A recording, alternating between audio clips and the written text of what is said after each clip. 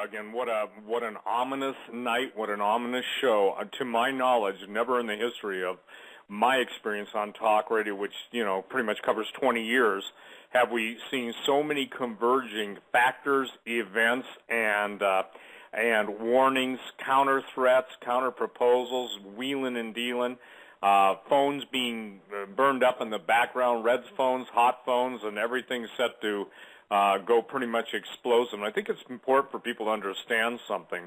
It's really tough to get across the idea that when America was great, we stood for principles and ideals that the rest of the world pretty much longed after. We were a nation that at least honored God and acknowledged God, even had our national anthems acknowledging God, and there was a general, how would I say, reverence for God. We'd come out of, obviously, World War I into World War II, through Korea, Vietnam, and now all of the events from Iraq forward to Libya to the entire destabilization of the Middle East. Now, ladies and gentlemen, 10 years ago, I did a talk radio show in San Diego. I don't remember, it was an AM talk radio show, and it had a Muslim host and a Christian co-host. Now, that's interesting.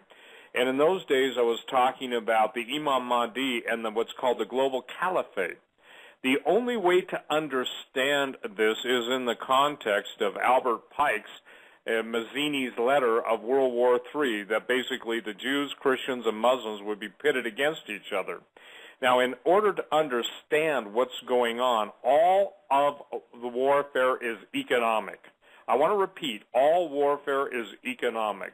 Somebody wants somebody else's stuff. Someone wants territory, food supply, minerals. They want what they cannot take through barter, negotiation, or even fair trade. And I don't mean fair trade like the Fair Trade Act, which was nothing more than a license to steal.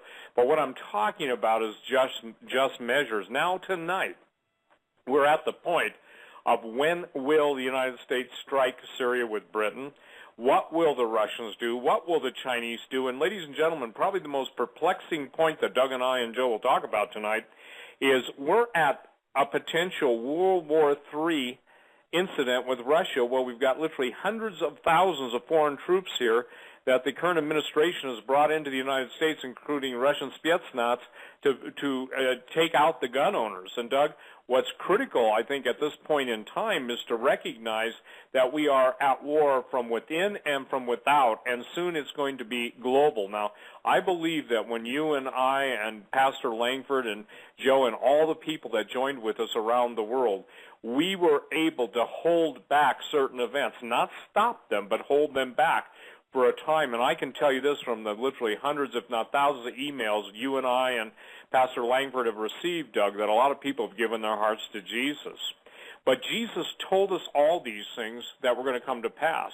And as I was praying today, and God bless Romy, she called, or I called her, and we prayed for about a half an hour. And by the way, Doug, we interceded for you in a big way and just got a real witness in our spirit that the Lord is undertaking on your behalf, and I'll just leave it at there. But the thing is that the general theme was a nation ripe unto judgment. And again, probably the dumbest statement I've ever heard is when people say, well, why would God judge America?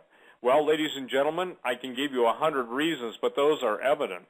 What we're facing right now, and I just received a phone call 5 minutes before the air from Hawk. I didn't pick it up. He left it on my message service, that a guy we both know and who has some pretty interesting access said that the military is getting ready to strike within 9 hours. Now, concurrent with that strike, our military strikes Syria.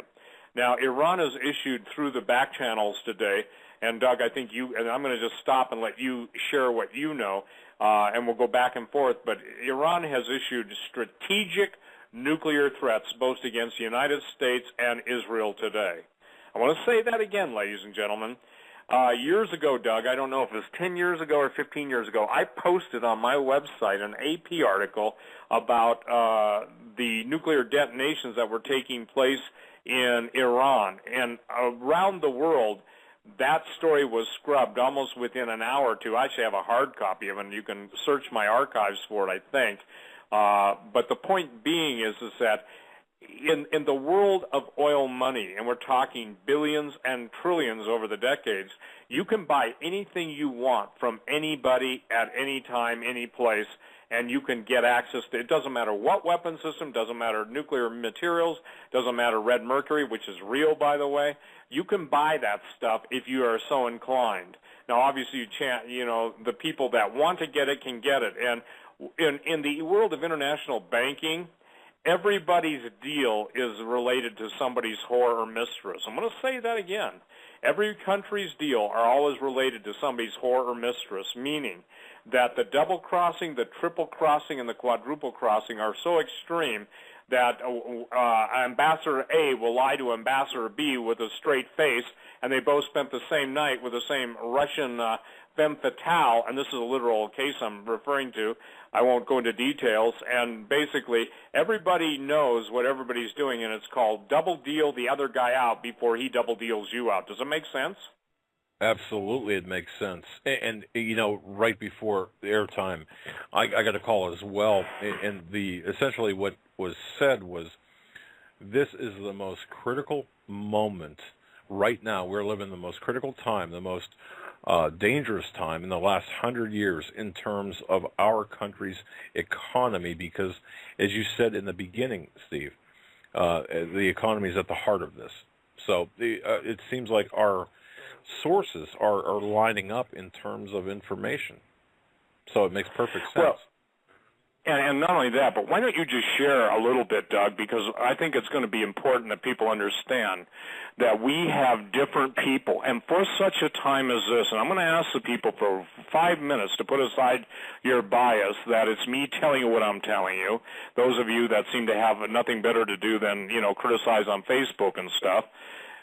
So, Doug, I want you to share what your source told you, and then I'm going to share what my sources are telling me, and then I'm going to share what the Lord shared with me while I was praying today, because my wife came in about an hour before the show and said, what's wrong with you? I said, I've never had in all the years of warning and writing and praying such a sense of sadness, not fear, not even trepidation, just sadness at what's getting ready to happen, the lives that'll be lost. I watched the little Syrian kids being pawns in this game of lie and blame, and it breaks my heart. And I looked at my granddaughter today, who was 9, who was in my office cleaning up my floor by letting her shred all the envelopes. I had all I could do to keep from just breaking down. This is so late in the game, because again, ladies and gentlemen, it's like Isaiah 22. God was warning the children of Israel what's going to happen. They're all up on the roof partying, and that's where the statement came that we quote, eat, drink, and be merry, for tomorrow we die. The point is that people know it's changed. Today you saw the story that the founding fathers are now considered terrorists by the Department of Defense. Well, who in the blazes can they not name now? And let me just say this, it's anybody but them. And tonight, tonight when I was praying, the Lord said, remember what I showed you this morning. And what he showed me this morning, I was up at 4:30 because I can't sleep, and I know I should sleep, and thank you for praying for me to sleep, people. But the U.S. military is going to experience such a staggering defeat that it's going to rock the world. I don't know if it's an aircraft carrier. The Lord said they have made war on me, Steve, and now my hand of protection is taken off them. In their fury, they will make war against the people of their own country, not knowing that the very people they're training are going to be, whether it's Spetsnaz or Chinese special operations or whoever, they're going to turn on those people. It was such a vehemence, and I'm going to quote later on, Doug, in the show, some of the most famous defectors that have ever come forward. And even though they told everybody in our Congress and Senate closed-door intelligence briefings, still the slaughter that's prepared for the U.S. military at the hands of those who they are now training is unimaginable. So sadness is in the land, and it's a thing that, to be honest with you, we're going to talk about the joy of the Lord being our strength, and that only Jesus can carry us through. But ladies and gentlemen, this isn't a time to be party hardy, and waiting for the next Super Bowl, because very soon we're going to be thrown in, and only God's mercy will stop Iran and the counter dealings going on between Saudi Arabia offering Russia control of the world's oil market and control of their natural gas market. If they just pull away from Assad, the super sunburned missiles and all the higher tech weapons that are in Syria right now. I received communication from people that are monitoring the Cuban situation. Cienfuegos Bay is an old Russian submarine thing that's been an underwater submarine base that's been reactivated. The communications coming out of there are staggering. So what I'm saying to everyone is this. We have issues right now that are so pressing and so dangerous. The other day, Doug, I think it was Friday maybe or even Saturday when the Chinese announced, possibly Thursday, when the Chinese announced that they had pretty much complete control over their satellites, and the West was supposedly dumbfounded at the control that the Chinese now are exhibiting over the satellites. I've been told that they're basically in position to knock out the complete command, control, and communication U.S. military. So you guys in the Pentagon, I don't know where you're getting your intelligence, but it's got to be obvious to you. And it may be so obvious that they are basically told to stand down. But what that means, if this thing goes total nuclear in the Middle East, and it may take a week for it to get there, but the minute a strategic, and I'm talking about strategic nuclear weapon is launched, or a tactical nuclear weapon is used against Damascus, it comes apart at the seams. So what China's done is they've achieved a technical feat where they basically can maneuver their ASAT weapons, so that's anti-satellite weapons, and I've been told they have done so. And in essence, ladies and gentlemen, that's how close we are on the brink. This isn't melodrama. This isn't War of the Worlds. This is reality. Go ahead, Doug. No, you're exactly right. And as I was told, now, Steve, really what I'm saying, these are not my words. I didn't come up with any of this through research. But ladies and gentlemen, first thing, and I want to thank you, Steve, for linking to the article, my newest article concerning Syria, which is the Intelligence Insider, Syria, World War III, and the Hidden Objective. If you go to HomelandSecurityUS.com, you could read it there. There's really two articles in particular, well, three, of extreme importance. That one, that's on HomelandSecurityUS.com. The article that is on Steve Quayle's website, the Guerrilla Economist, his latest article, which concerns why Syria is not, it's not what you think and it's not what you've been told. Folks, you've got to read that article as well. And the third one is, and I'm going to cite Michael Reagan on this one, Building on the Kernel of Truth at the American Thinker, which was published last October. So those three articles should give you sufficient background as to what we're seeing right now. The clock is ticking. Right now, the clock is ticking, and it's not waiting for you or me or anyone else. The situation in the Middle East, and in particular Syria, has degraded dramatically over the last 10 days, and specifically since the news of the chemical weapons was made known. Now, this is going to change everything. This is going to give more momentum to the McCains, the Obamas, the globalists of the world. Folks, if you think this is just simply about the Middle East, you're not thinking big enough. You've got to think bigger. Take a few steps back, a lot of steps back, and look at the whole picture. This is about control of the entire globe, the entire world. This is for everything. This is for all of the marbles. And here's, we right now are looking at, Stephen, and I can't, the only thing that I can add to what you said is just put an exclamation point after what you said. Because here's the situation. We are facing right now, this administration, these psychopaths, these globalists, or these psychopaths that are being operated by globalists, of sending cruise missiles into Syria. For what? What are they going to hit? Are they going to strike the weapons, chemical weapons depots that are ferreted away in these residential neighborhoods? I don't think so.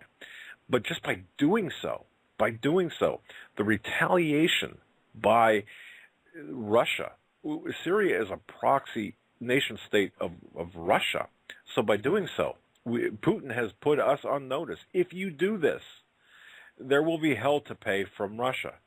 By the way, Putin, and folks, you've got to understand this, Putin is head of the largest oil company in Russia. Russia is the world's largest exporter of oil. This is about oil and the economy. The globalists want the implementation. Stephen, correct me if I'm wrong, but the globalists ultimately want the implementation of a new world order, a new world economy, and that is what we're seeing here. It's not about Middle Eastern politics. It's not about Islam versus Christianity at the bigger level, that is. The bigger level is domination of the entire planet, control of the entire planet, and subjugation of all people to the globalist agenda. Is that what you're getting, Steve? Absolutely. And Jesus said it this way, the whole world lies in the evil one. The whole world. Jesus said the love of money is the root of all evil. The control of money is the control of all evil.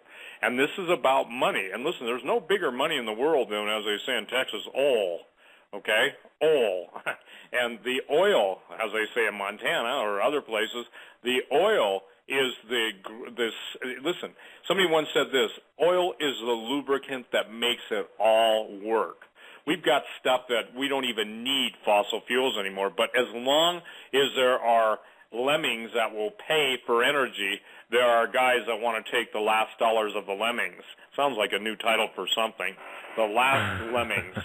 So what we're seeing right now, Doug, is in order for the globalists to succeed, they need a global economic systemic meltdown. And this is, again, what most people don't recognize. Here's a statement that those of you that maybe are unfamiliar with terrorism or very, how should I say that, you lack depth to understand it. Terrorism is always a funded and always a foreign extension of someone's policy. It is always, always funded as an extension of someone's foreign policy. Now, look, how is it that Al-Qaeda is now funded by the United States of America? How is it the Muslim Brotherhood is funded by the United States of America? And ask yourself this. There were no problems in Iraq before Saddam Hussein was murdered. There was no issues in Libya, and all of the talk of them being murdered because they wanted to break away from the dollar. Well, they were little guys that the bullies could beat up, but China's breaking away from the dollar. BRICS, Brazil, Russia, India, and China are breaking away from the dollar. And now you've got the need for a global reset. And I got news for you. That's not going to be, at the Iraqi dinar fun fest for those people that think somehow that that's a good investment. I'm not mocking. I'm just saying this, that the reset will only come after there's a whole lot of death. And Doug, I wrote books years ago. When I first got into this whole thing in the preparedness movement, as one of the founders of the PrEP movement 30-some years ago, I can tell you this. I wrote my very first catalog called Security and Survival Products Catalog, and the whole first, 80, 90, maybe 100 pages were nothing about nuclear war and the lack of American civil defense. Right now, ladies and gentlemen, well, we have Russians basically making sure we're abiding by the START Treaty, strategic arms reduction talks, and all the different treaties that we've signed on to. We are not equally allowed access to some of the most critical control centers in Russia, like the Yamanato complex. And so what's fascinating to me, Doug, is it almost appears that we have surrendered behind the scenes. And there's a book, a Whole Earth catalog. I held it. I hadn't had time to copy it for you, Doug, and Beata, I was going to send you a copy, too, of the article. But it's got on the front of it, it's red. It looks like a communist flag, and it's called Amorus, A-E-M-R-U-S-S. And the author goes on to explain how, and this is in 1984, ding, ding, ding, ding, ding, 1984. That's 29 years ago. 1984, that the article is in the Whole Earth catalog. And the gist of it is that what he was proposing appears to at least be partially in place, that the Russians and their higher levels of intelligence and the U.S. higher levels of intelligence, meaning the agencies, et cetera, would make a deal to pretty much merge and control the world and turn it into a global fascist domination zone. Then China got wind of it and basically got together with Russia and said, look, we're not going to let the West do this. They can tell you right now that China is not playing games. China has declared the United States to be a mortal enemy. That's not Steve. That's the Chinese statement of their generals that was just carried. I carried an article less than 2 or 3 days ago on my website. So how is it? Ladies and gentlemen, we face thermonuclear, a first strike, if not terrorist, nuclear adventures on our soil, and yet you as an American veteran are a terrorist. I, as an American Christian talk show host, I'm a terrorist by their standards. The founding fathers are terrorists. The Constitution that most of the military who's still active, who were sworn in years ago, are terrorists. Christianity is now the target of opportunity. Jesus is the most maligned, slandered, and if the Christians would even have the testicular fortitude to say, you're talking about the Son of God, and the minute somebody says God has no children, who would retort back to that, you say, but Solomon was wise and your writings acknowledge his wisdom, and he's talking about what is God's name or what is his Son's name. You see, here's the thing. The bottom line is nobody told us how this was going to play out any clearer than Jesus Christ. When John wrote the book of Revelation while he's in exile on the Isle of Patmos, it was the revelation of Jesus. And I find it interesting, Doug. It's one of the most pronounced blessings of those who read it and keep the words of this book, and yet people just dismiss it and they want to put it on the same par as Nostradamus. I got news for you. It's insanity. But the point is, now we're at the place, we've got wars and rumors of wars, and I want to get into the race riots and the race wars. Almost 15 years ago when I did Coast to Coast, it was one of those shows looking forward in the future or whatever, and when I was asked what's coming down, I said we're going to have a civil war and a race war in this country, and I think I quoted Matthew 24, when Jesus said, nations shall rise against nation. Most people think that country against country. That's not what that means. It means ethnos or ethnicity against ethnicity. And so the thing is, when you've got a guy who was in the DHS, I understand he's been let go, but basically in charge of ammo and weapons procurement, and he's got a blog about we got to kill white people even though it goes against our Christian principles. What's wrong with that picture, ladies and gentlemen? All is redefined in the world of gobbledygook and commie speak, okay? Commie speak is exactly what's going on. You know, Jeremiah, I'm no Jeremiah, but I can tell you this. I understand how it must have made him incredibly crazy to basically have to hear those calling good evil and evil good. So much so that the Lord just said to Jeremiah, Jeremiah, your heart is going to break because of the iniquity of this people, yet you still must warn them. And, you know, I'm glad Jeremiah did it. God said that to me, and I said, I don't want to do it, Lord. I'm not kidding you. I said, no offense, Lord, your people are too tough. I've said that so many times, you've heard me say that. Yet there are people that truly love the Lord Jesus that turn in the show worldwide.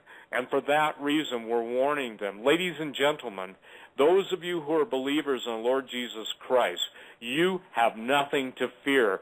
Jesus said, fear not, I am with you even to the end of the age.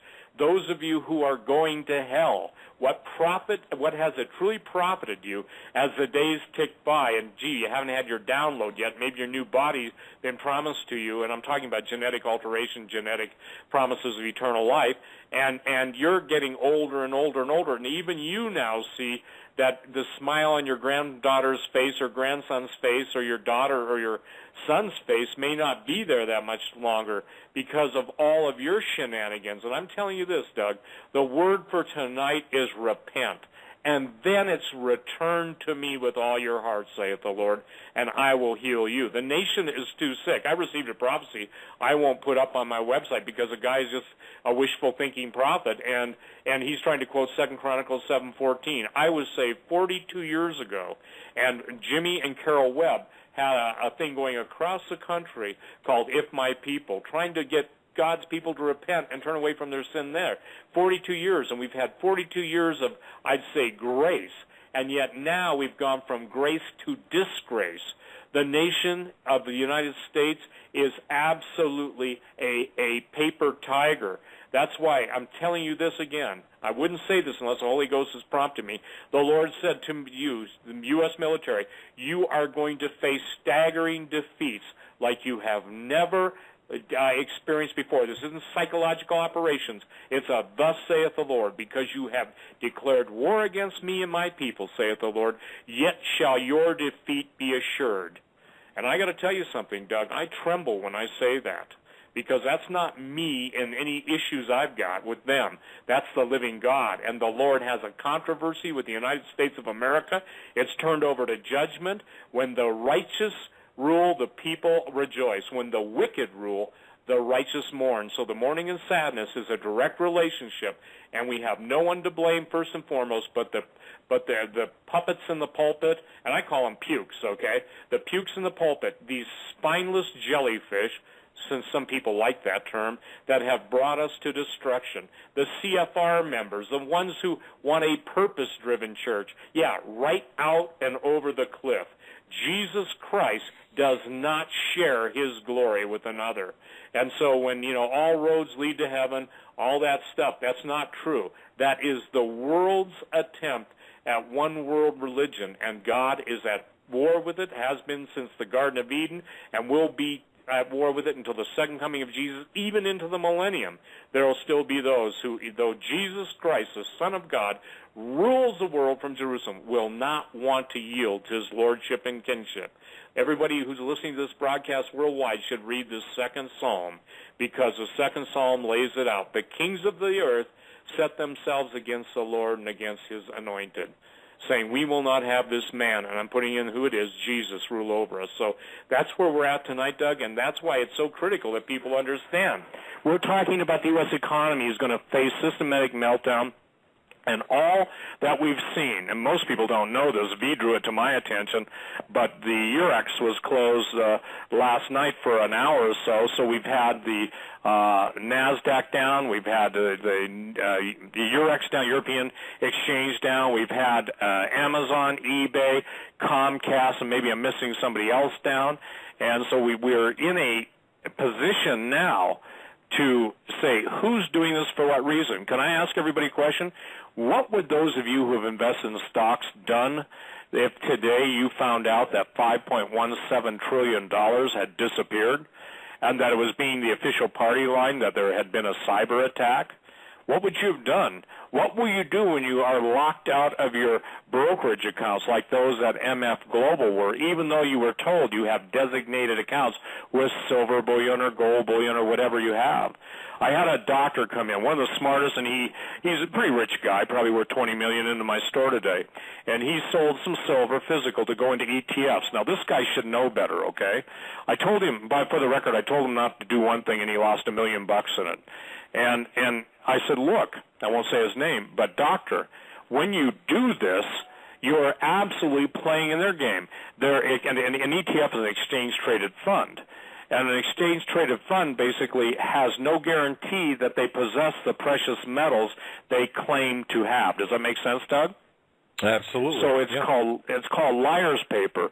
If Joe and I are issuing IOUs and there's nothing to back the IOUs and you're booking the IOUs as an asset, well, that would be called fraud. But every day in America, bigger fraud than that takes place, and so that's where we're at. We're at the quintessential junction where someone was testing markets. Now, here's what I believe is going on. Every single vendor upon the Internet who takes and does commerce, whether through PayPal or their own online service, okay, is at risk of having those accounts robbed. I believe when those big guys go down, it's because software is being placed into the software or data stream beyond firewalls or behind control, and it's with full anticipation that when the point is done, let's say Company A, we won't pick on any of the two that went down, but Company A is a multi-$100 billion company, and they keep $5 or $10 billion in different accounts around the world. What happens when that instantly disappears? What happens when the people are locked out of their accounts? What happens when your credit cards don't work? All these things are in the making. V has warned about that months and months ago. And when he put up Syria, it's not what you think or what you're being told. What his sources are saying, Doug, is the same thing your sources. It's all about power, and you can add energy. And if you control the energy, you decide who lives and dies in Eastern and Western Europe this winter, which is supposedly going to be really bad. When you talk about controlling the flow of gasoline, this country comes to a standstill. And ladies and gentlemen, they not only want martial law, they're going to make sure they initiate the events that bring it about. Absolutely. And you know what, Steve? And people really, in my view, they've got to understand how big this is, the enormity of what we're seeing here. Now, there's one thing I do want to mention that was mentioned to me right before showtime. This is a grave concern of our mutual friend and a man I respect a lot in terms of providing information. But he said that he's very concerned because there's the public opinion against our involvement in Syria is waning. In fact, Syria intervention is even less popular than Congress. This is from a poll, a Reuters poll that it was issued or it was done between the 19th and 23rd of August, the very same week that horrific reports emerged strongly suggesting that Assad had used chemical weapons against his own people. Well, this poll, 25% said they supported intervention if Assad used chemical weapons. That means 75% is against this. Now, if public opinion, Steve, and this is something that I think everyone should should think about. If public opinion would prevent the globalists or this administration at the hands of the globalists from going after Assad, what will be, what will happen next?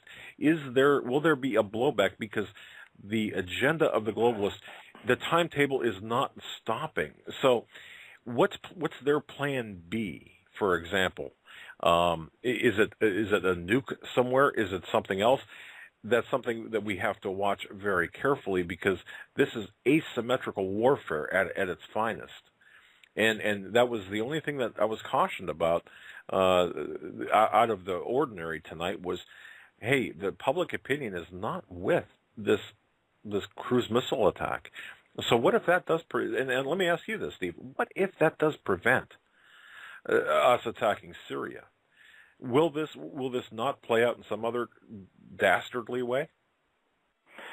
Well, when you're dealing with bastards, and I use that word in the context of making religious people upset, but I use it in the terms of biblical historic precedent, a bastard in the Bible especially was someone who was illegitimate, but it was first used by God when he was speaking to the prophet Enoch and stating that the fallen angels and their spawn were bastards. So I consider these, if you will, the Rosemary's babies of fallen angels that are running the world. Now, I'm not being facetious in that. I'm just telling it that's how it is. We're at the point where the press, there's too many, quote, issues that are coming in and collapsing on the president. Obviously, when the Egyptians themselves are saying they have proof that our president is funding al-Qaeda in the Muslim Brotherhood, the thing is that the Egyptian Brotherhood, the thing that is happening is wars, they need a diversion, Doug, okay? Because already, you've probably seen on InfoWars, Alex Jones is the impeach Obama and heard the stories of the Missouri cops, I think it was, arresting the peaceful protesters who are just expressing their constitutional right of free speech. And, well, I guess they backed off.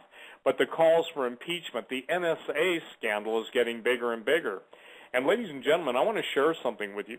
You tonight, excuse me, that when the fires first started in Denver, Colorado, the fires started concurrently with the announcement that there were joint training sessions going on between Spetsnaz, Russian Special Forces, and the different branches of U.S. military. Hawk took them on full bore. We had eyewitness accounts of people seeing Russian Hind helicopters landing in the area where the fires started burning. And so we're talking about full-scale asymmetrical warfare. And what's important for people to understand, this is Russian war policy 60 years later being carried out in the now. I will be sending you, Doug, and you'll probably want to use it all, but I had a research assistant, Kim, go out and check all of the most famous deserters in Russian's history, everybody from Oleg Kalugin to Golitsyn to Suvorov to Vasily Mitrokhin, the KGB archivist, and to a T, to a man. These are the greatest sources of counterintelligence that the West has ever received. There's what they detailed, some of them 20, 30 years ago, is what's happening right now. Yuri Bezmenov. These men are saying this is how it will play out. This is how it is playing out. But now you've got multiple factions fighting for the New World Order. You know, obviously a house divided against itself cannot stand. Not only is an America a divided house, but the U.S. military, all the men who took their oaths to the Constitution of the United States have been replaced, early outed, killed, murdered, etc. I can tell you one thing, that if people believe that the Navy SEALs were just basically a casualty of war, they were a casualty of a planned assassination. And the father of one of them is basically screaming loud and clear, and he's absolutely correct. So the American people, unfortunately, Doug, because they didn't stand up earlier, their voice is now diminished, and it's become just basically a bunch of people arguing on the social media or email, and they who could have stood up and should have stood up never stood up by saying we should do something. And I ask people, when they say me, they basically want me to do something, and I say, but what have you done? Where have you been? I'm inundated with prophets. I broke off a friendship of 20 years with a guy who is a Messianic Jew because, you know, he and I used to be friends. The guy stayed in my house, but he was basically lecturing me, and I said, brother, I have no time for your lectures. This is at the end of the age as we know it is coming upon us.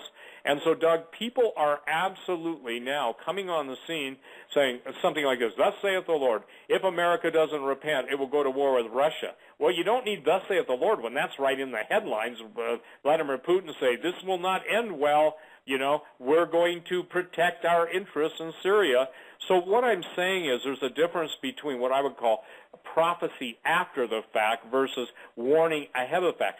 All prophecy is to comfort, exhort, and edify. It's to warn. It's to build up. It's to get people to change their heart. But, you know, Jesus said it this way: to the Jews who were giving him a bad time. And if you want to know what basically really got the Lord Jesus Christ the most upset, it was with the religious arguments coming from religious people professing to be righteous like the Pharisees or Sadducees and not having any personal righteousness, willing to stone a woman taking adultery but having just slept with a whore the night before. So, you know, be careful when you start throwing rocks that it doesn't come back and hit you in the head. What I'm saying is this: we are at the point where we have absolutely, in my opinion, and I believe that those of you who know the heart of the Lord Jesus Christ and the heart of the living God, we have absolutely gone beyond the no turning back as a nation point. It's over. The judgment is secure. That does not mean that God will not protect, and he most certainly will protect his people. He'll lead them to the places of refuge. He'll send his angels. He'll do everything he's done and more. The glory of the latter will be greater than the former. But I got news for you. This is not the time for religious arguments. This is the time for cold, hard observation and listening to what they say. I will tell you one thing I learned about Russians in dealing with a couple of them. They don't, now in espionage, yeah, everybody lies, but they have a statement. They tell you what they are going to do if we do this. We're the ones that mess everything up with subterfuge and intrigue and try and, you know, make everybody buddy-buddy. Let me give a good example. A couple of friends of mine are vets, and they were in, I believe, either Georgia or Alabama. Arthur, if you're listening, correct me on this. And they were out in the woods, and the joint operation taking place between the Russian and U.S., they were setting up, I guess, a checkpoint with a machine gun nest and everything else. Well, the Americans had walked away, and one of the guys that was with my friend Arthur spoke Russian, and he heard the Russians make this statement, those stupid Americans, they don't realize as soon as we're done with the people they want us to kill, we kill them too. Now, I've heard that 2 and 3 times in the last week alone from different postings from different people who have interviewed and talked to Russians.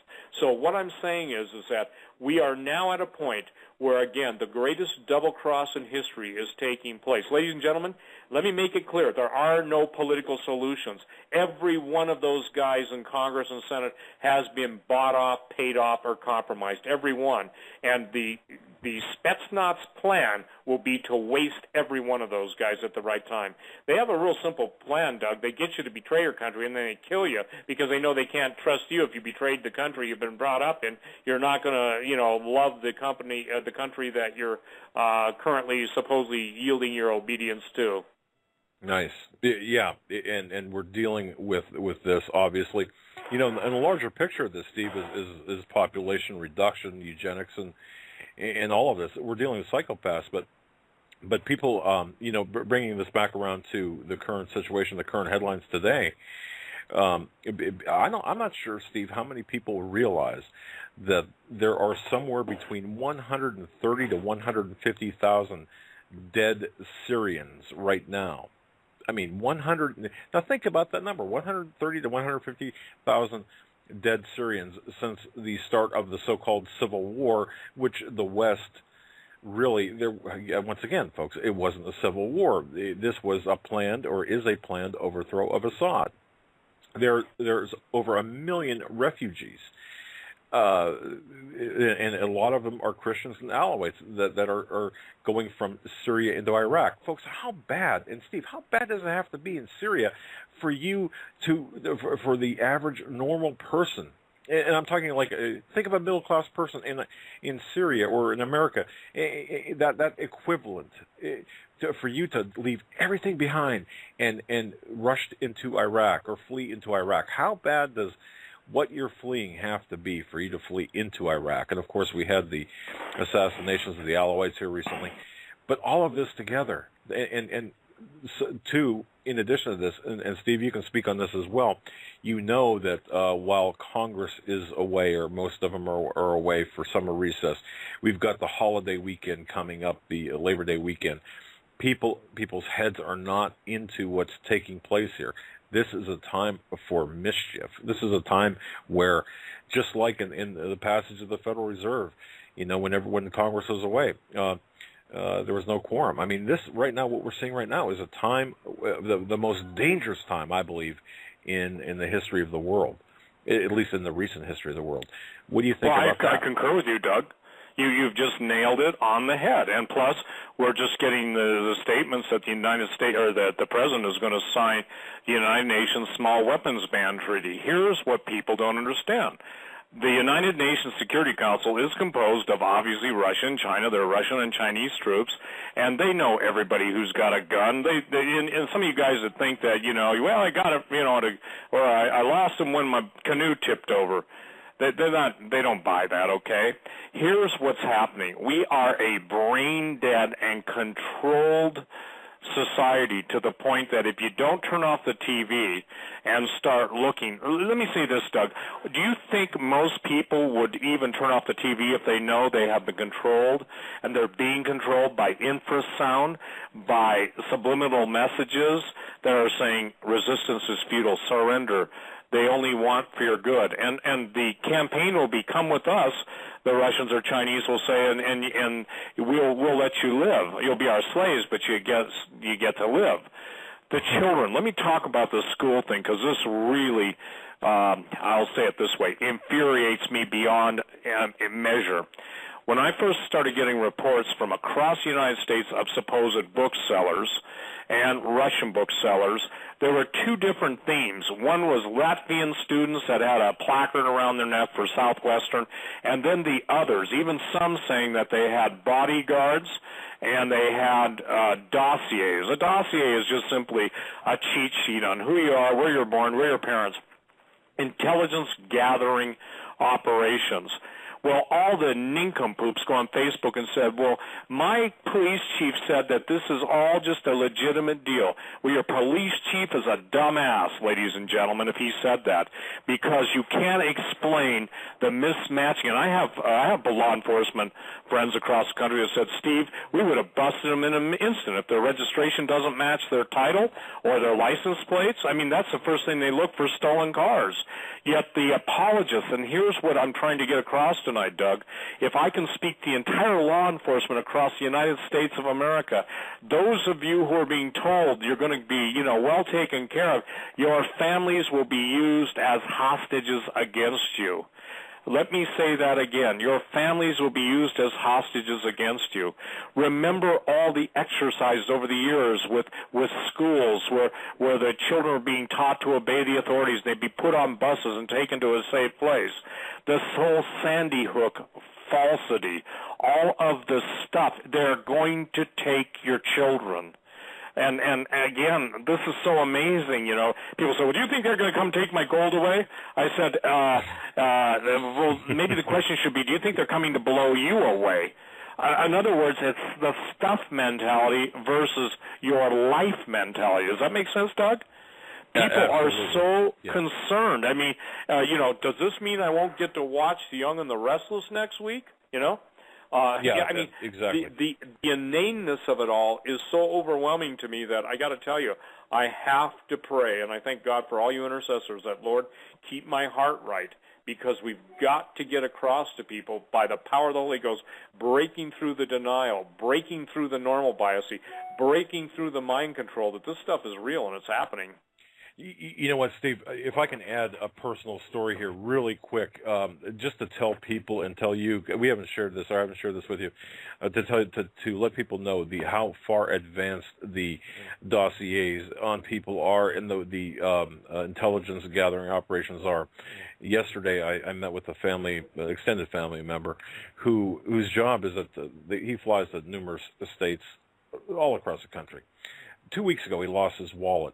He had flown to Nebraska, stayed at a hotel, and somebody stole his wallet out of his car. So he had a problem. He had a plane ticket, but coming back home to where he lived, he didn't have any identification when he got to the boarding window or to board the plane.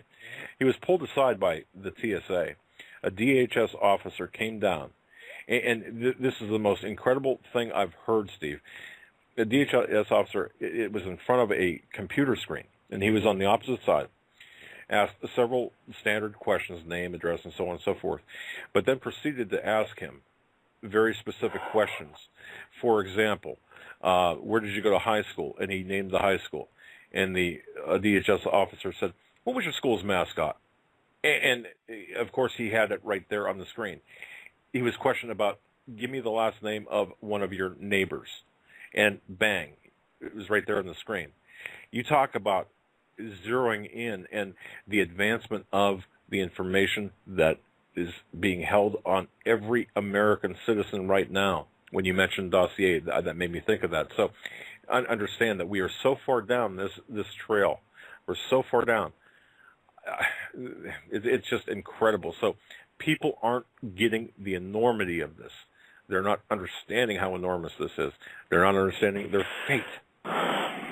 So, but most importantly right now, look, you know what, Steve? We are in a proxy war at several levels, and domestically or foreign, and then domestically here. Look at what's happening here. You mentioned about the race riots. Well, where are all of these Syrian and Middle Eastern refugees going to go? Well, isn't it convenient that we're going to be talking about modifying or providing amnesty for illegal immigrants and aliens here? We're going to be balkanized from what's happening over there. People don't think that what happens over there is going to affect us over here, and it damn well will. Well, and absolutely.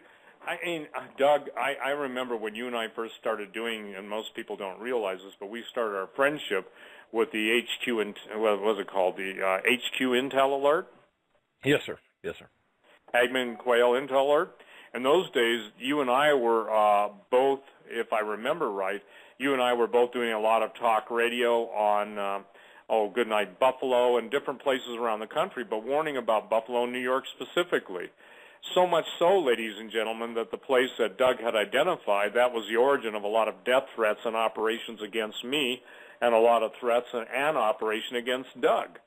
Well, it was so not received by the pundits on the board who evidently they knew more than us, but George Bush even talked about, after he had lost the presidency, he basically stated, or forgive me, not lost it, but was done, he basically stated a couple months after that we almost, meaning the United States, almost bombed Buffalo, New York. That was the armory that Doug had identified. Remember that, Doug?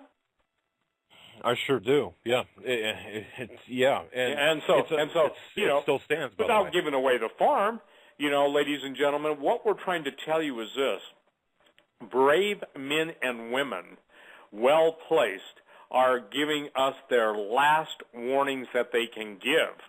And Doug, you know this. A lot of your friends and a lot of my friends have basically said, Steve, why do you? And one of them said, why do you and Doug go to such an effort to try and basically, one guy said, Steve, you'd be nice to call them morons. And I said, well, I got to do this. It's my calling in Jesus. But he said, why do you guys go to so much effort and to try and warn the people who absolutely do not want to see it? And I said, some do. And that was my answer, Doug. That's my only answer. Some do, and we're both trying to be obedient to walk through the doors that the Lord has opened. Because since you've been doing the Hagman and Hagman, you and Joe, I mean, a lot of people have given their heart to Jesus around the world. And people don't know this, but there are times when Hagman and Hagman is the #1 talk radio show worldwide over some of the biggest guys that are on talk radio. Is that a truth? Yeah, it is, and I'm not sure exactly how we've done that, but yeah, it certainly is. Well, it's the favor of the living God, because Christians, the ones that are waking up, are trying to get the best, They're trying to get the best, Well, and what we try to do is, through our guests like you and Pastor Langford and Greg Evenson and others, we try to bring as much useful information, actionable intelligence to the listeners as possible, and combine that, of course, with the living Word. So, this is Steve. You say it so well. It's a battle of principalities of darkness. It's not just an earthly battle. This is a heavenly battle as well. We're fighting a heavenly battle. So, if we can save one person through our efforts, one more person, if we can buy one more day, it's all worth it, at least in my view. Amen, brother. And Mickey just sent me an email, and we better deal with this too. He said, what about schools requiring 3-day packs for incoming kids? Well, 3 days, Mickey writes, Steve, a bus can go a long way in 3 days. They're coming for the kids. Why would they take the kids? Well, you've got slavery. You've got a whole nation of future citizens that you can mold and control. Plus, for all the sickos out there, you got an infinite playpen for perversity and the stuff that goes along with child rape. And unfortunately, Doug, can I say something? I don't believe that anybody should go into this time period without reading the book, The Rape of Van King. I think this is like, can I say this? This is like the worst time in history. Jesus says that there's never been a time like it, nor would be again, except the days be shortened. There'd be no flesh left alive. Yet for the elect's sake, those days are going to be shortened. And we've got basically evil on steroids. We've got the most in-your-face attempt to destroy every single barrier that the living God had ordained, that he had put into place. And it's war. It's war. And yet, this is like, can I say something? This is like people thinking that if they just are kind and in denial, they'll be like the marshmallow or the Pillsbury Doughboy, and when anybody puts a finger in them, it'll just bounce out because they're so jolly. Now, there you got it. Somebody bayoneting the Pillsbury Doughboy, okay, or the Michelin Tire Man, being machine gunned. The point is that I just got a picture of that, by the way. The thing is that there is such a abject denial of reality Again, my sources have told me that once this thing goes, that they mean the people that will bring in and institute martial law, Department of Homeland Security, military, they're going to wait a good 72 to 96 hours because they want the full ravaging of the country, especially in the larger cities, to take place. I mean, there is no place to go except looting when there is no money. There is no place to go except looting when all the banks are closed. And not only that, but there's going to be the gangs that have been preparing for these days have been hidden and covered by elements in our government that have been very well armed that are going to basically be told, it's killing time, boys. And when that's unleashed, that's what they're going to do. And then those guys who have been thinking that they're going to somehow get a get-out-of-mayhem card free get mowed down too, so much so that the military and all of their aerial assets will be used against American citizens. When Greg Evenson said that about yard farming, and I said it from the Air Force, a guy that was in my office from Northcom, people mocked us, they ridiculed us. I mean, we were like scorned and just beyond anything. Now you've got people starting to, let's just say this, dirty their diapers in some cases because, and that's the nicest way I know how to say it, because there are jets strafing or helicopter gunships going over them, hovering over their houses. Ladies and gentlemen, if you got that going on, trust me, they're locking you in for their fire control panel. So, it goes on and on, Doug. Yet now, Syria is the serious card in play. What will Israel do? Listen, the minute Israel goes against Syria or we go against Syria, Israel has to decide to go against Iran. Iran has made it clear that they are ready for strategic war. Iran does have submarines. They do have super sunburns. They have PT boats, and we're going to lose an aircraft carrier, and we're going to lose a lot of men because of the arrogance of the U.S. military and believing they can make war against a holy God and prevail. Amen. With that, we're going to go to the break at the top of the hour. Folks, you're listening to the Hagman and Hagman Report on this Monday, August 26, 2013. We'll be right back with our special guest, Steve Quayle, as it seems like we're on the verge of a World War III scenario with Syria. A lot of news coming out of Israel about Saudi Arabia backing, getting in out there with the U.S. in trying to stop Russia from a counterattack if the U.S. attacks. They call it the doomsday scenario. Also, Secretary John Kerry made some comments today. We'll get into that on the other side. You're listening to the Hagman and Hagman Report. Stay with us.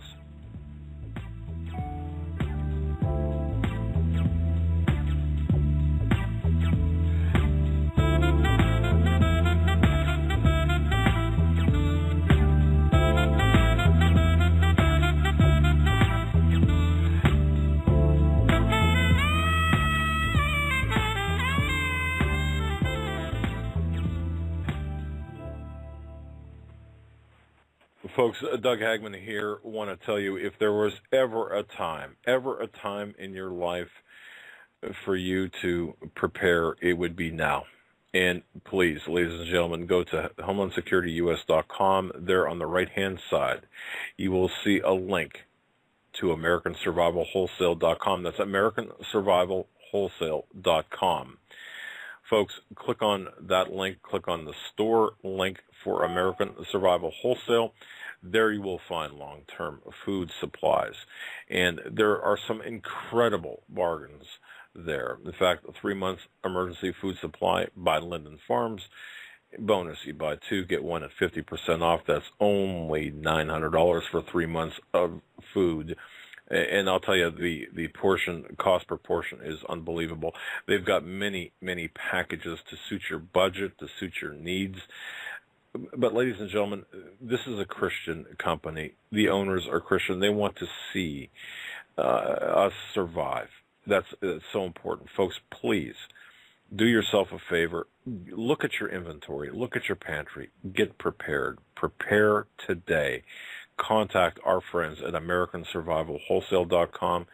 Contact them today, tomorrow, but do it soon. We don't know how long we have. That's AmericanSurvivalWholesale.com, AmericanSurvivalWholesale.com.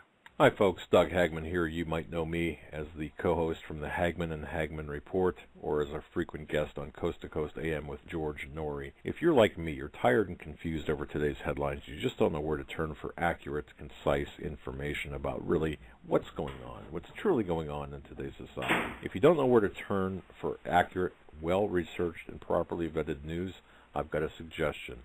In fact, it's a requirement. Bookmark Canada Free Press. That's CanadaFreePress.com on the Internet.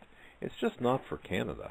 It's for news across the world. Judy McLeod, founding editor, has put together a vast array of talented writers like Kelly O'Connell, Daniel Greenfield, Dr. Eilena Johnson-Powell, a lot of guest columnists, very talented writers. Folks, that's Canada Free Press at CanadaFreePress.com. Now mobile friendly. Follow on Facebook, because without America, there is no free world. It's hard to imagine when things are going reasonably well, just how quickly things can change. But what would it take? Economic collapse? Massive crop failure? Chemical or biological attack? So many situations could find you in the grocery looking to pick up food for your family only to find that the shelves are empty. There's nothing. Don't let that happen. Act today to make sure that if it ever comes to that, you and your family will be provided for. Visit freezedryguy.com to look at the wide variety of survival foods available. Freeze-dried foods from the Freeze Dry Guy store longer, rehydrate faster, are nutritionally superior to, and taste better than any other long-term storage food available. Visit freezedryguy.com or call toll-free 866-404-3663. freezedryguy.com.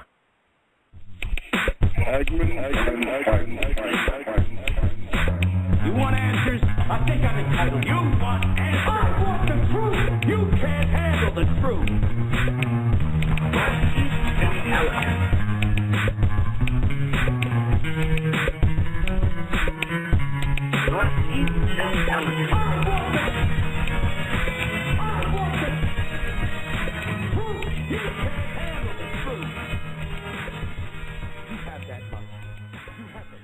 And welcome back, ladies and gentlemen, to this Monday, August 26th edition of the Hagman and Hagman Report. We are joined by our very special guest, Steve Quayle. Before the break, talked about Secretary of the State John Kerry gave a speech today talking about weapons of mass destruction being used in Syria as a pretext to the upcoming Syrian war that we will soon be witnessing. And then one of the comments he made in his statement here, he said that last week, the UN investigation will not determine who used the chemical weapons, only whether such weapons were used, a judgment that is already clear to the world. And that kind of stuck with me when I heard it live. I did watch it live. It's just basically saying it doesn't matter who used them. The fact that they were used is enough for us to go in there, regardless if they were used by people who we backed and the weapons we put in there to use in the first place. Also, from Israel, or the Times of Israel, doomsday scenario in Syria. With Arab support, Western nations prepare for possible military strike. Assad warns of chaos and instability as a result. Now it talks about Western nations and their Arab allies are actively planning a military strike. This would be the first show of force by an outside power since the Syrian civil war began in 2011. The Saudi-owned Sharak al-Wassat is known for its hostility toward the Assad regime, reports that in the face of overwhelming international pressure, Assad came to an understanding with the United Nations that will allow this fact-finding UN team to find out who did the attack as early as Monday. The Syrian government has publicly accused terrorists and rebel forces of launching the deadly attack, but regardless, the U.S., the U.K., France has already decided that Assad gesture is too little, too late. The Syrian regime already had enough time to destroy critical evidence. And here we are. Steve, I'll tell you what, Steve. Welcome back, by the way. SteveQuayle.com is his website. Steve, Syria is not going to be like Libya, Egypt, Iraq, Afghanistan. Syria, when this goes, it's going to explode, not implode. Don't you agree? Absolutely, because again, look, even though Russia has sent some of its most sophisticated weapon systems, they've also sent their technicians, which is another name for Russian military that will control everything related to the high-tech weapons. But I think what people are missing missing the point on is that, public opinion may be changing towards Syria, but if they understood that this is not a clear matter that Assad would be crazy. First of all, military munitions, I saw the reports, 155 millimeter howitzer shells loaded with nerve gas. Then I saw the reports and I saw, there were no 155 millimeter howitzer shells. They were basically polyethylene containers of chemicals used for makeshift chemical weapons. And then the United Nations team going in to verify comes under sniper fire. You have to ask yourself, again, Doug, here's what people are missing. The globalists, I'm going to make this as plain as I ever made it. God help me, please, Lord. This is the globalist attempt to rid the planet of 90% of its population. That means that they want 500 million people left. Well, even the scriptures teach that a third and a third are going to go, so basically you're going to have pretty close to a third of what was, a third of what's left, and then a final third going, so they need a global conflagration. The Antichrist who takes the position of Jesus Christ, Jesus said, I came, you receive me not. Another will come claiming to be me, and him you will receive. Antichrist means takes the place of Jesus Christ. So the point is they need a global conflagration. They need to call it Armageddon. They need to bring on the man of peace, okay? And then the point is, then it even gets worse from there. We're only talking about Syria. We can't get into the other stuff coming because we can't get past the obvious. So I got an email from one of my friends, and she said that, public opinion is changing on Syria. Yeah, well, look at what's happening in Iraq right now. It's going backwards. What's happening in Libya? Going backwards. The entire destabilization in the Muslim world is underway. Saudi Arabia is scared to death, terrified of Iran.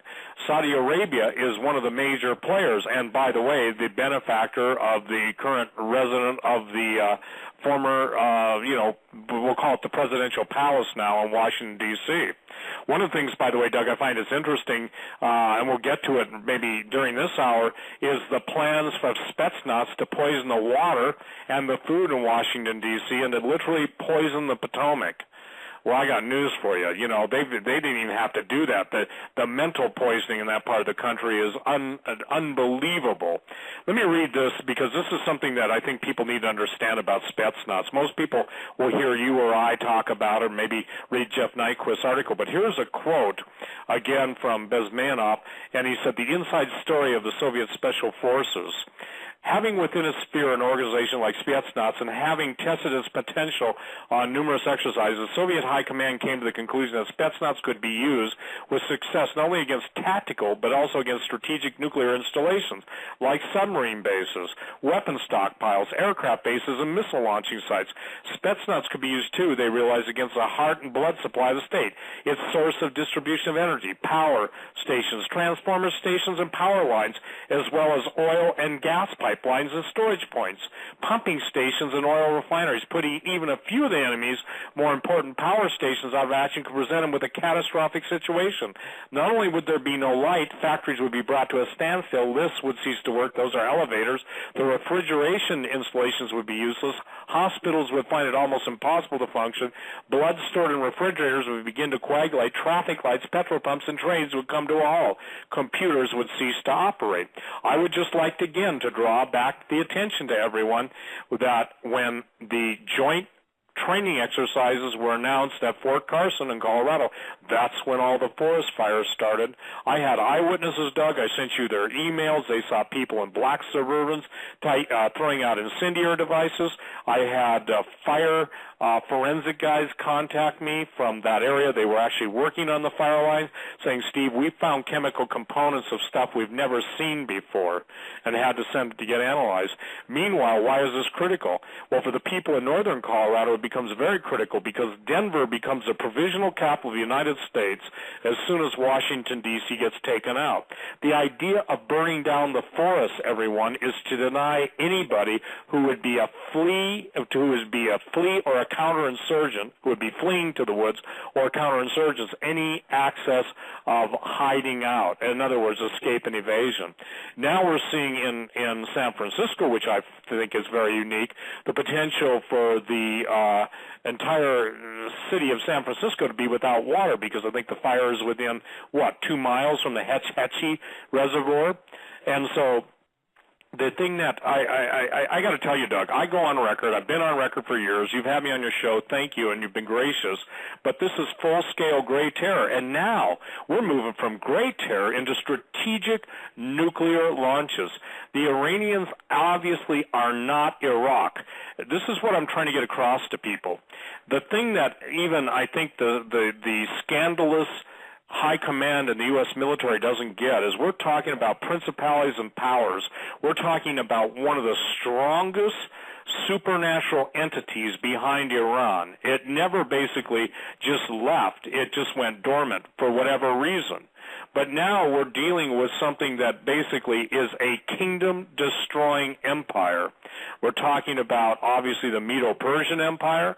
We're talking about that which destroyed Babylon. We're talking about if the United States is, and I believe with all my heart, it's Mystery Babylon. You can argue it until you're blue in the face, but, those that think that Babylon is going to be rebuilt on the plains of Shinar are grossly deceived. What they are is they're dispensationalists. They believe their own charts, and their charts are just inaccurate. The point being is that the United States fits the definition of Mystery Babylon. Before Richard Coombs passed away, he wrote the book America the Babylon, still the best thing ever written on it, America the Babylon. I think he gives, 100 or 200 reasons why America's Babylon. But the difference is, guess who destroys Babylon? The Persians and the Medes. God has stirred up the spirit of the Medes and the Persians. So I got to tell you something. Knowing ancient history, knowing the warfare in the supernatural realm, this is not child's play. They're going to get their, let's just say this, their burrows royally branded. They're going to get their you-know-what's kicked. And I'm talking about in the realms that they think that the gods of the Sumerians are on their side. The gods of the Sumerians, that's what they call the fallen angels, by the way, the U.S. military does, the ancient Sumerian gods. Those guys have as much contempt for humanity as their general, Lucifer, Satan, does, and we're going to see a full-scale heavenly conflict being carried out on earth, but it's also going to be visible. That which has been invisible is going to be made visible. I can't tell you how many emails I get of people having supernatural, demonic encounters, Doug. It's off the charts. It's just simply off the charts. Now, that's interesting because I'm starting to get these emails as well, and this is new to me, Steve. With the exception of what you've told me and from your books, this is new to me. I've never seen the number of emails I've been getting about reports like this about some. What is this? Like a ripping of the veil of some type of veil between? Okay, all right. Well, that's. Wow. This is what Jesus spoke about, that the gates of hell would not prevail. The gates of hell are opening, and you can call it Hellgate, Can I tell you something? The Democrats may have had their Watergate years ago, or the Republicans, but now they're going to get their Hellgate. And what's going to, when Jesus said the gates of hell will not prevail, well, it's not the gate that you got to worry about, it's what comes through the gate. It's not what is, it's like going to the zoo. You can say, well, gee, this rail will not prevail against me. Yeah, jump over the rail and see how hungry grizzlies, think you're in the millennium. By the way, I get a lot of preterists. Preterists believe that the book of Revelation's already been fulfilled and we're in the millennial reign of Jesus Christ. I'll give anybody a free ticket to San Diego Zoo, and they can go jump into the lion cage before feedings, and let's just see if the lion lays down with the lamb. Yeah, it's ridiculous. Everybody is, let's get back to Spetsnaz, because this is an important paragraph I've got to read, okay?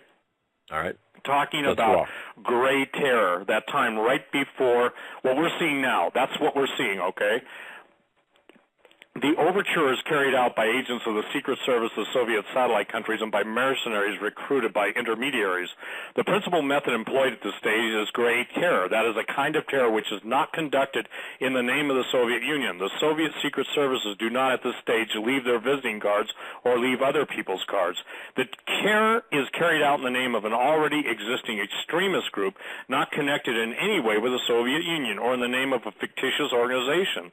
The GRU, which is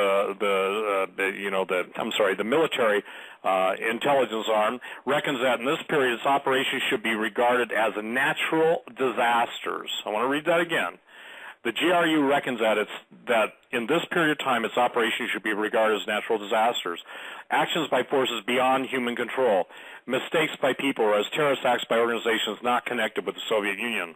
The terrorist acts carried out in the course of the overture require very few people, very few weapons, and little equipment. In some cases, all that may be needed is one man who has a weapon, nothing more than a screwdriver, a box of matches, or a glass ampule with something in it. Some of the operations can have catastrophic consequences. For instance, an epidemic of infectious diseases at some of the most important naval bases in the West could have the effect of having the combined naval might of the Soviet Union's enemies. See, this is what they've done. This I have to take my hat off.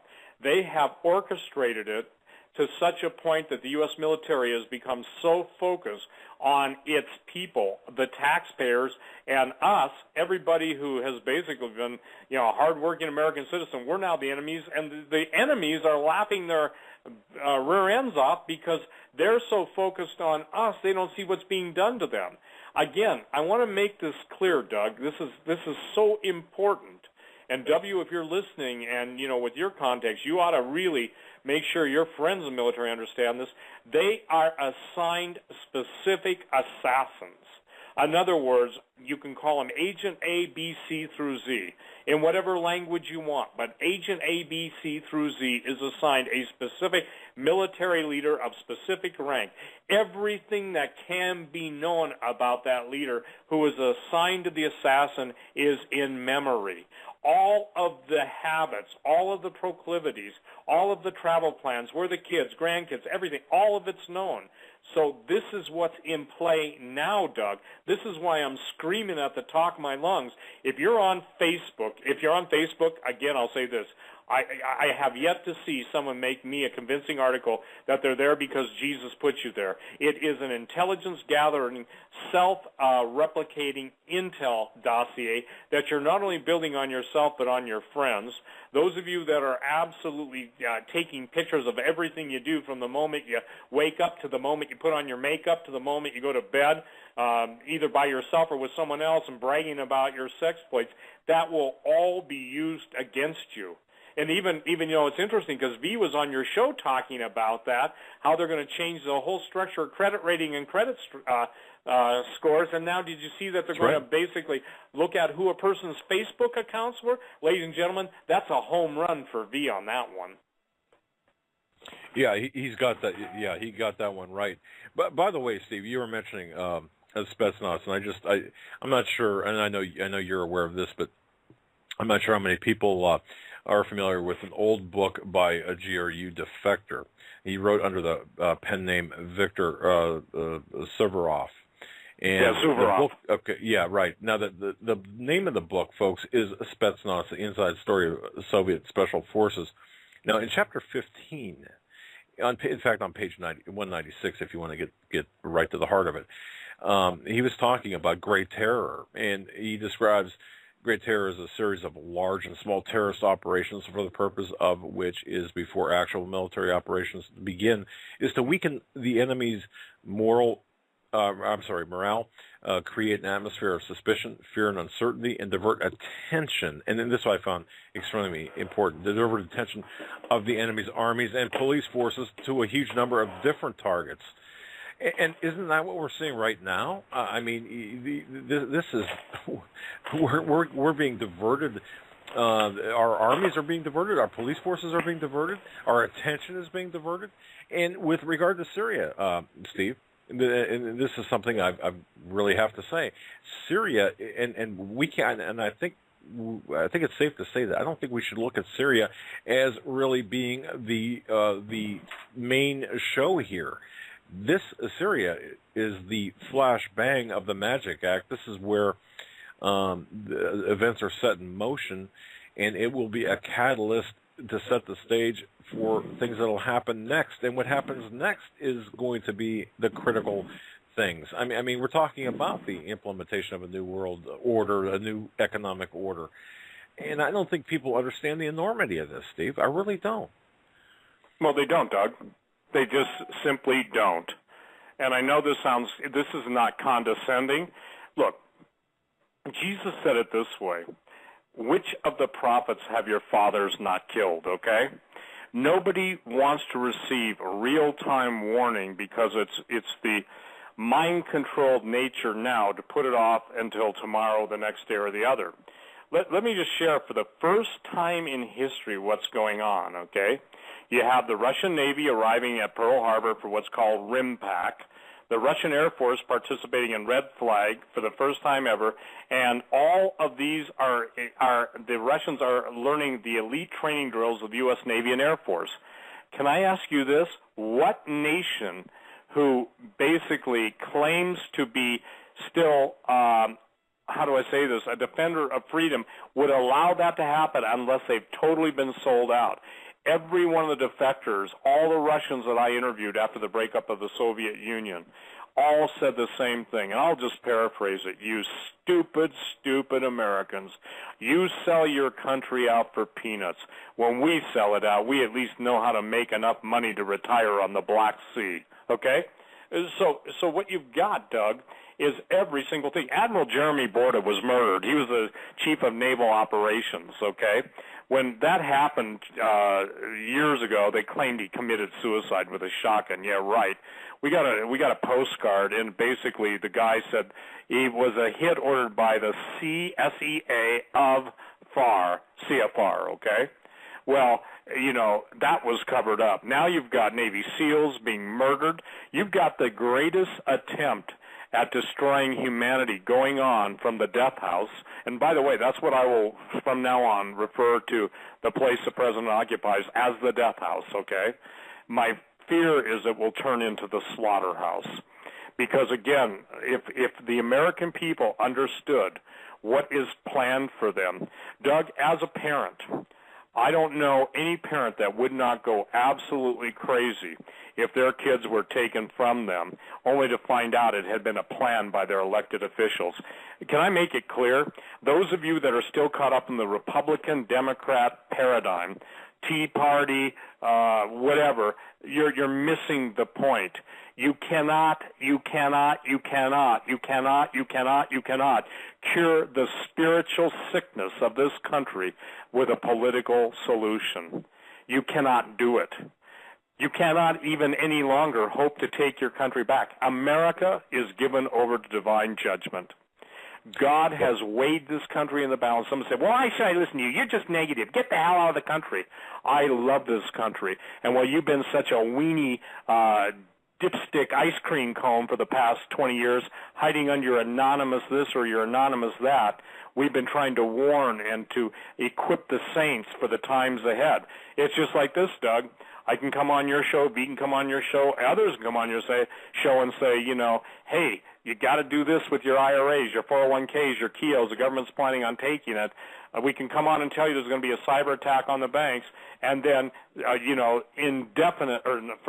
invariably, we will get the inane emails.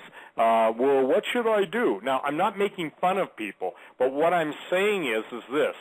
Even when Gerald Celente was talking about everything going on, he believed that a certain brokerage firm, MF Global, was trustworthy.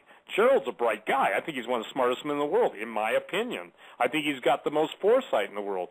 But you see, we all make mistakes when we trust the old paradigm, not realizing that if you don't touch it, you don't own it. You know, again, how are people who have been welfare recipients going to respond when they don't get their the electronic draft into their account or whatever? I mean, you know how they're going to respond. How are people who have how are people who's going to be responding who've just been waiting for this? This is why you always, listen, here's how I say it. This is as nice as I can get tonight. The wolves always follow the caribou. What? You know, and the rich, yeah, exactly. I don't care if you live in a gated community. You know, it doesn't do any good if you live in a gated community if the guy's coming in there has got a D5 cat, you know, with a Ma Deuce, a 50 caliber belt-fed machine gun, you know, blast and everything. They blast first, go and pick up the pieces later. Or, you know, it doesn't do any good to have a Black Hawk or whatever helicopter or an Apache gunship firing from, 8 miles away because they've locked on their GPS coordinate, and you think, well, I don't see anybody coming down my driveway, and then boom, you're either with Jesus or you're in hell, Yeah. And so I mean, seriously, I don't know if anybody would look at I did something today. I don't even know why I did. Well, I know why I did it. I put up a really beautiful flower shot. But then I love it, by the way. I said, and then the final thing I said, remember, there are no flowers in hell. And everything about a flower, the fragrance, the color, the beauty, it resonates life. Everything that mankind is doing now on the planet, it's about death. It's about control. It's about violating, if they're not happy having their fingers in places that only doctors check, for medical issues, they're not happy until they're reading your DNA with an electron microscope. They're not happy until they're reading your brainwaves. This is the total, and I guess I'm going to use a word I've never used before, but this is the total integrated rape of not only the human genome, but the human being. This is the absolute mockery of God's commensurate creation being picked apart by the carrion of hell, and I'm really struggling to put it into such a such a formidable way that I can get people's attention. I'll tell you what, they may want to pick my bones, but I'd sure like to make sure they're hors d'oeuvres before that day comes. Well said. And one thing you said, Steve, about MF Global, about Gerald Celente, and I think people in general are stuck in this mindset. Something that was said to me last night when I was talking with my source. Past stability is not a measure of future stability. People are stuck in this mindset where, well, geez, my bank was fine before, for just as an example. It doesn't mean it's going to be fine tomorrow. Just like MF Global, we saw the biggest really theft in history with MF Global, and Gerald Celente got caught up in that. And as you said, he's a smart guy. And of course, they were segregated accounts. But this is going to be on a much larger scale here. I just got an email from someone. He said, well, why don't you talk in specifics as to what is going to happen? Well, I think we are. I mean, how do you answer that? I think we are. The game is about to shift. We're not playing footsie anymore or under the table. Now it's going to turn into a slap fest, punch fest on top of the table. This new economic order is coming in, come hell or high water. A reset is going to happen on our dollar-based economy. Oil is going to be used as a weapon. And Steve, I mean, again, correct me if any of this is not ringing true with you, but exactly the same thing, for example, that we did to collapse the Soviet Union is going to be turned back on us. There will be a tide of dollars coming back to the United States, and that's going to debase our currency. Look, we got Bernanke talking about this tapering off here in September, October. Really? I mean, this is, again, what we're seeing here is a theft of all of our wealth. And now, of course, it's not going to happen necessarily. I mean, it's a process. Syria is part of this process. It's, again, the flashbang of the Magic Act. But it's a huge flashbang and a huge diversion. As the bombs are flying, the economy will collapse here in this country because of what? Because of oil, the energy, the threat of cutting off oil to this country. Everything is going to grind to a halt, and that's when as you spoke eloquently about this earlier, Steve, about what's going to happen here domestically. And you mentioned something too about the race issue.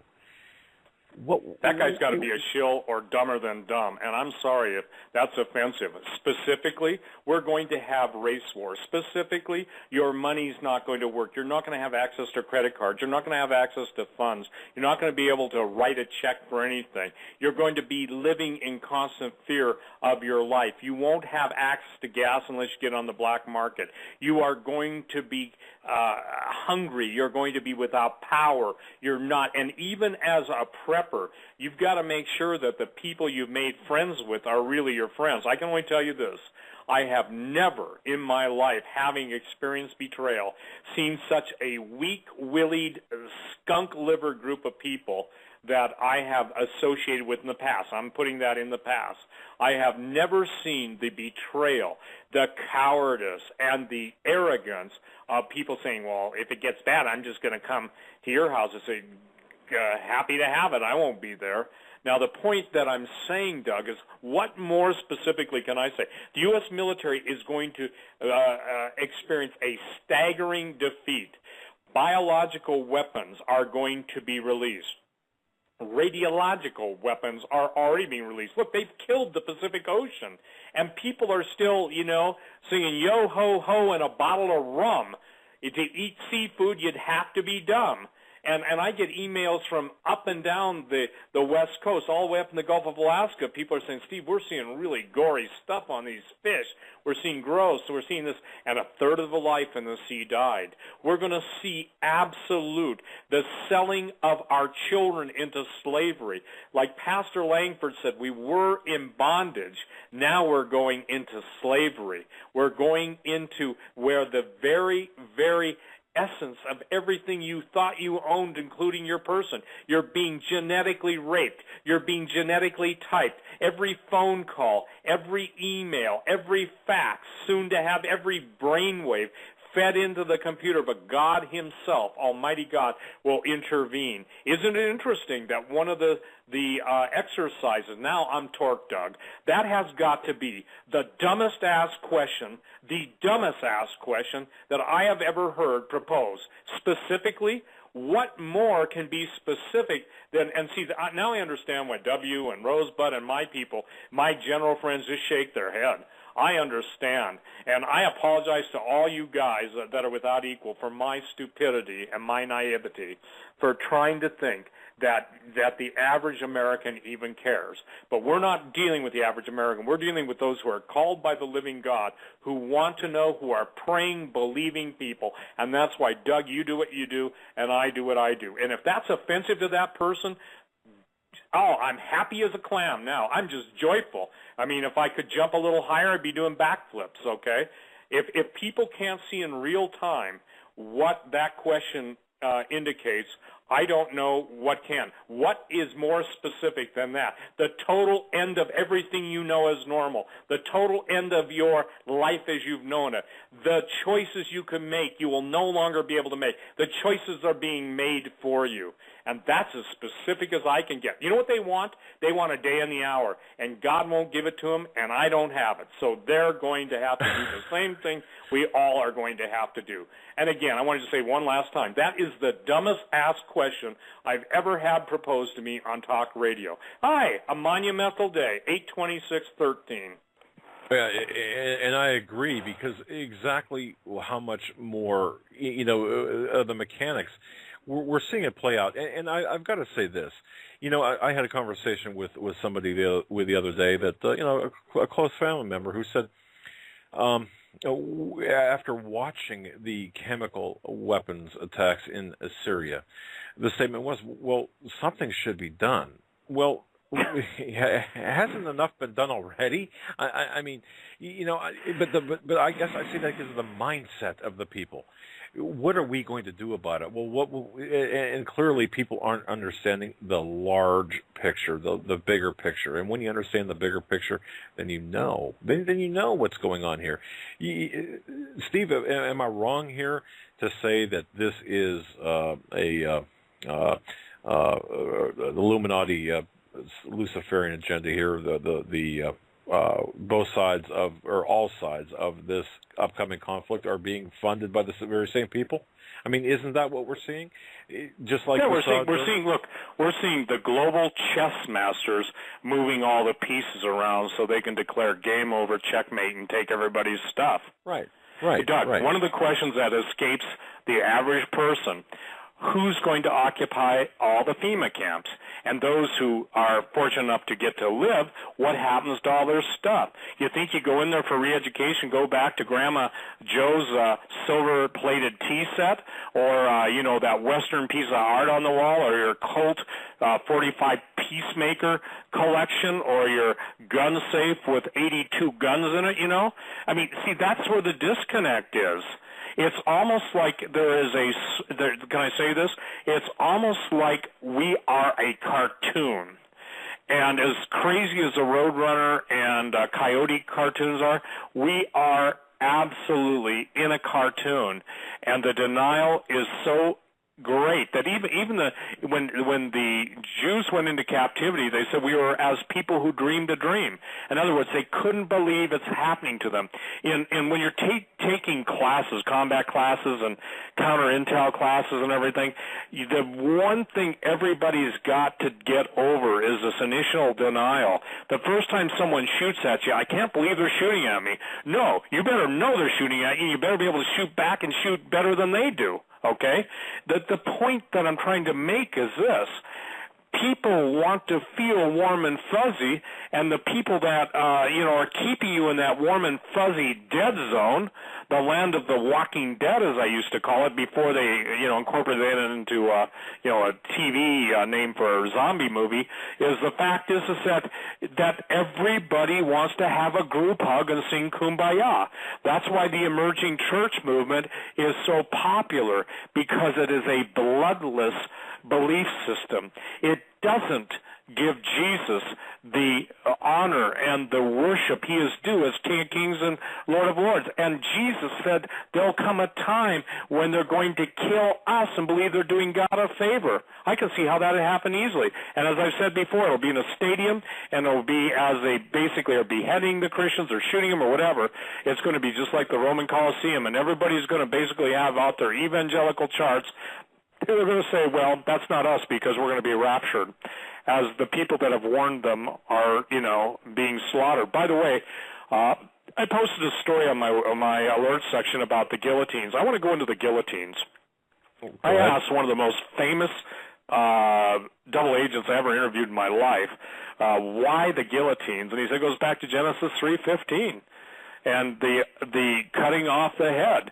It's the devil's rage, and that's why in the book of Revelation you see those martyrs who are beheaded for the testimony of Jesus. Well, look, the guy that sent that to me, Rob, I know him. He's given me great photos. So the first thing I get is a shill saying, well, if everybody would have an iPhone and take pictures of that. If they don't understand how the military works or the axis of military, sometimes you don't get to do that. Let me put this into perspective for everyone. 20 years ago when I started on talk radio, and this isn't an old guy reminiscing, this is telling you where it all evolved from, because you hear the fruit of all these stories and then people take it and run with it, but I'll tell you how it came about. The red list, the blue list, and the green list, it's not yellow, came about by a guy who was one of the head guys for the Environmental Protection Agency over the western United States. He used to listen to me on KHNC, Johnstown, Colorado. That's where I started talk radio. And he gave me the whole plan. In those days, all of the, quote, waste incinerators were nothing more than the allocation of funds to, when this day comes, to get rid of all these bodies, they incinerate them, okay? That was the methodology. The red list were the gun owners at that time, the most outspoken critics of the government, and the people they knew they could not change. So those are the guys that get axed. A good example is Breitbart was red-listed, okay? Hastings was red-listed. Right. Then the blue lists are the people that go along with the destruction of their fellow countrymen initially for the first 30 or 60 days. That would be the military and the police forces. Once the police forces have joined in the slaughter of the innocents, then they get off. Now, this man, it cost him his life. So I could give a darn, and I'll make it nice, I could give a darn what you shills and you pathetic cowards think, or you paid professionals try and distort. This is the truth. Then we have the open admission that, boy, there's an enemies list, and that the National Defense Authorization Act, 1867, says people can be killed at the discretion of the president. Remember that, everyone? Not one of those... You got it. And interesting enough, Breitbart was axed, I think, within 5 or 10 minutes after that, going into law on midnight. So now you've got the situation of the blue list. The blue list are the people I appeal to. I'm saying to those of you in the military, to those of you, you all have assassins assigned to you. In those days, Doug, in those days, I was told there were 382,000 foreign troops, NATO preferably, or primarily training in the United States. Who knows how many it is now? The blue list will be allowed to participate in the slaughter, and once they're done, they all get whacked, okay? That would be by the Spetsnaz or the Chinese or whoever's already here. Then you got the green list. The green list are the people that go to camp, and they get re-educated. Now, it gets even more interesting than that. If you've seen the play for euthanasia, the primary health care givers, the doctors, the nurses, the people who provide any type of home care to the elderly or, hospice, etc. The thing the New World hates more than anything is compassion. Do you know, if you read DARPA, Defense Advanced Research Projects Agency, half of their press releases are talking about a soulless, they don't usually call it soulless, but something that isn't bound by tradition that can be ordered to kill without emotion. Killing without emotion is their wonderful word. I can remember just getting laughed at, and jokes even, on some big TV programs and talk radio programs be talking about this stuff because that'll never happen. What's that guy smoking? Nothing. I don't smoke. What's he drinking? Quit when I got saved, Well, he's just flat out crazy. No, I've got the mind of Christ. So the point is that this is going on right now, and it's tough to get people to understand that it doesn't matter what their denials. Their denials aren't going to, how do I say this, keep their bacon out of the frying pan. If they're kosher, it's not going to keep their lamb out of off of the rotisserie, Exactly. Yeah. Yeah, you're exactly right. Steve, let me back up here because I think that there's a couple of issues here people are not really understanding about. Well, of course, you covered the list. Now, how soon after things go into motion will this... Now, I understand that a lot of this is in play already, but when does this go into full play? I mean, we're talking, full out, full scale, get rid of everything, let's do it now. The button is pushed, the orders are given, and we're seeing things change forever. At what point in this process are we going to see that? Well, according to the people that I talked to, and my best guess is probably within 6 to 7 days. Okay, I'm not talking for a date. I guess the event sequence. The sequence is, okay, maybe we should say it this way. Let's back up, Doug. How will it be when Syria is attacked? How soon will Iran reciprocate? Will Iran's reciprocate be primarily aimed at Israel first, or will they initiate activating their terror cells in the United States? Same thing with Syria. Then, again, now to bring North Koreans, how will the North Koreans be involved in this? Because North Korea has got different agreements with Syria also. Right. Now, obviously, we know from Isaiah 17, Damascus is just toast, okay? But the point is what we don't know is how it plays out after that. What will happen to the gold and silver markets while that's taking place? Well, my guess is that the future markets will declare force majeure, which means they don't have to cover their contracts because there's an act of war. So the people that are speculating, just like that doctor friend, we'll call him Dr. Dumb, who thinks that, exchange-traded funds are the way it's going to be good. I said, so you're going for a promise, an IOU, and a lie against the silver you have in your hands. Then he said, yep, I'm doing it. Yeah, so the wow. events that are going to happen, the question is how fast will the economy implode? I would say based on, and you're the investigator, based on ancillary evidence of the last week, with the exchanges shutting down, with eBay being down, with Google being down, all those things, those are preemptive indicators that somebody's getting ready to put the kill switch into effect. Concurrent with the kill switch will be the instantaneous plunder of accounts, okay? I mean, let's just say this. Let's say you're Joe Average or whatever. Right. You're planning on retiring on $2,000 a month, Social Security, blah, blah, blah. How will that affect you? The average person in America has less than $500. I think 50% of the Americans now have less than $500 in savings. The average American is only 1 to 2 paychecks away from hitting the streets. I talked to a friend of mine, and the guy makes good money, but he says, Steve, every time I even think I'm getting ahead, something comes up, something breaks down. And I said, brother, Rick, that's what you're dealing with. You're dealing with entropy. Everything is wearing down and wearing out. You and I cannot keep up with it because the banks are not paying interest, because they want you in the speculative accounts. They want you in the speculative accounts so that they can basically pull the switch. Listen, you got Warren Buffett. You've got the biggest guys in the world, the billionaires, dumping their stock right and left. The only people that are in the stock market are suckers. I know people that are sitting on 7 and 8 figures in a bank account and telling me they feel secure. Ladies and gentlemen, if you're in that category, even if you got 5 figures or 6 figures, I want you to go buy an ice cream cone tonight. I'm serious, Doug. This is the ice cream cone test. I want you to just to stare at the ice cream cone and then put it in your forehead, let it melt down into your face, then take it away, put it in your forehead, let it melt down, and always miss your mouth, because everybody knows ice cream cones aren't meant to eat, but they're meant to put in your forehead. No, they're meant to eat. What I'm saying is it's such a stupid exercise in futility to think that you deposit an electron in an electron depository, or you basically deposit a piece of paper with ink. So the molecular structure of ink and paper, I'm not trying to be a smartass, okay? I'm just trying to get people to understand this. Then it's turned into a computer entry, which is a series of electrons, okay, which are stored in a medium of storage. So what you've done now is you've taken something that was real and you've put it in the virtual world. The virtual world is saying, we got all your stuff. We want all your stuff. The average person, I don't know what they're going to do. I can't answer this question.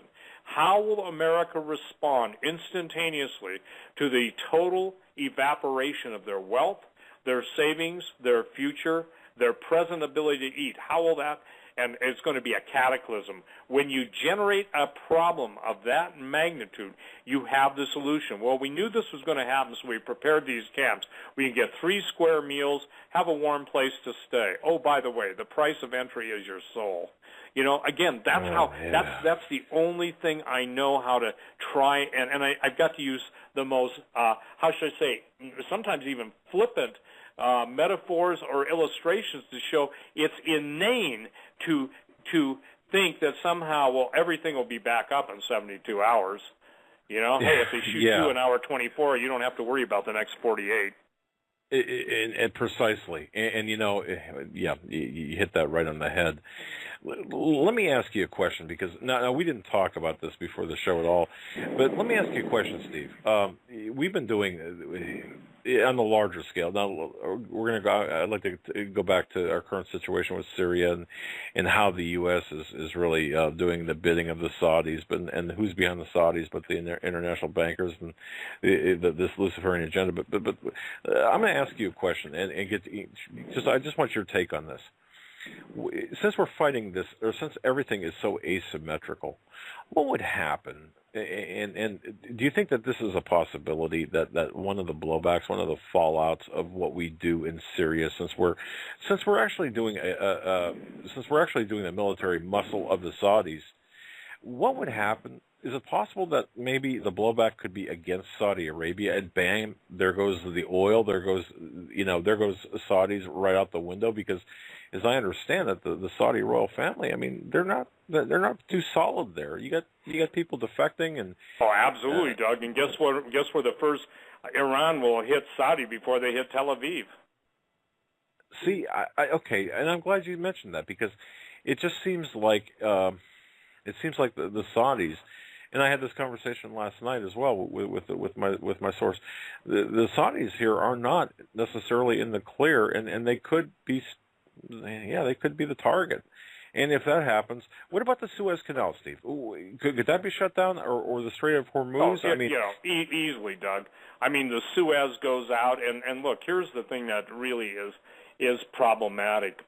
Most of the Americans who are traveling now with the price of fuel where it is, the Saudis, listen, you just basically nailed the greatest fear factor in the planet right now.